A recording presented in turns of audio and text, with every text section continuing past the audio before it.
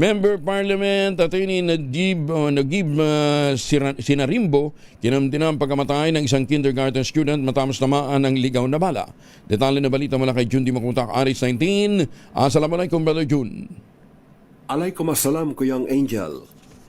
Biglang humandusay ang isang kindergarten student habang nasa loob ng kanilang classroom sa Damablas Elementary School, Datupiang, Maguindanao del Sur. Nabatid mula sa Datupiang Police Office na may nagaganap na armed conflict sa Barangay Ulandang na Balawag SJE Barm, katabing bayan lamang ng Datupiang, at tinamaan ng stray bullet ang bata.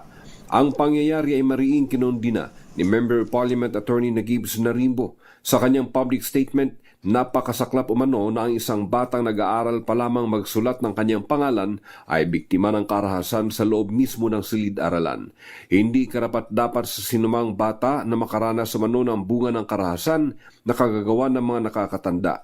Ang bawat paaralan ay kinakailangang isang ligtas sa lugar for learning and growth, hindi lugar ng takot at pagdanak ng dugo, ayon pa kay MP Sinarimbo. Likas pa rin sa lugar ng Maguindanao ang mga awayan ng magkakalabang pamilya na nagbabarilan dahilan ng mga paglikas sa mga community, pagkakantala ng mga klase. Subalit sa insidenteng ito, kinabukasan naman ng bata ang pinutol ng mga irresponsable at sakim ng mga gun holder.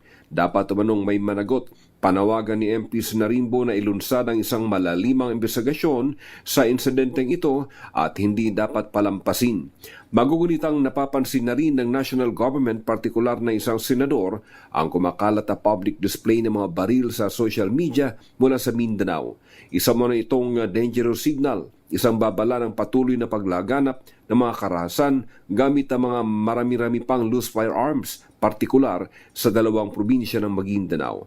Ayon pa kay MP Sinarimbo, tapos na ang gera, sobrang kay dami ng dugo ang dumanak sa Mindanao, kay raming pamilya ang na-displace at mas maraming kinabukasan na ang nasira ng dahil lamang sa mararahas na hakbang gamit ang baril.